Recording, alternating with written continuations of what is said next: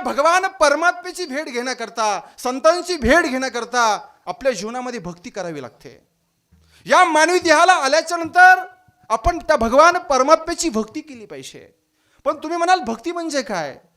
भक्तीची सोपी व्याख्या आहे, त्या भगवान परमात्म्याला निस्वार्थ भावनेतून तुम्ही त्या भगवान परमात्म्यावरती प्रेम करणं, याला खऱ्या अर्थाने भक्ती म्हणतायत.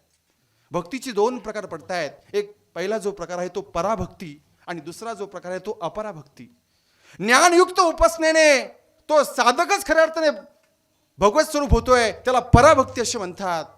आणि दुसरी जी आहे अपराभक्ती, ईश्वर प्राप्तीसाठी जी काही प्रयत्न केला जातो, जी काही भक्ती केली जाते, त्याला अपराभक्ती असे म्हणतात.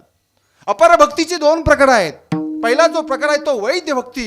वैद्य भक्ती म्हणजे काय? कर्माद्वारेच त्या भगवान परमात्म्याला आपलं सर्व कर्म त्या भगवान परमात्म्याच्या चरणावरती अर्पण करणं, याला वैद्य भक्ती असे म्हणतात. आणि दुसरा जो प्रकार आहे रागात्मिका भक्ती. रागात्मिका भक्ती म्हणजे नवविध भक्ती. म्हणून जगद्गुरु तुकोबाराय भक्तीची व्याख्या सांगतात की संसारातलं प्रेम तुम्ही त्या भगवान परमात्म्याला अर्पण करा. हेच थोर भक्ती आवडते देवा, संकल्पावी माया संसाराची. तुम्ही संसारातल्या वस्तूवर तुम्ही किती प्रेम करा दादांनो, ती एक ना एक दिवस तुम्हाला दुःख दिल्याशिवाय राहणार नाही. तुम्हाला खरंच जर प्रेम करायचं असेल तर त्या भगवान परमात्म्यावरती प्रेम करा. तुम्ही संसारातल्या कोणत्याही वस्तूवर प्रेम केलं ना, एक ना एक दिवस तुम्हाला धोका दिल्याशिवाय राहणार नाही. अरे भारताचा सम्राट भर्तृहरीची सुंदर अशी कथा आहे.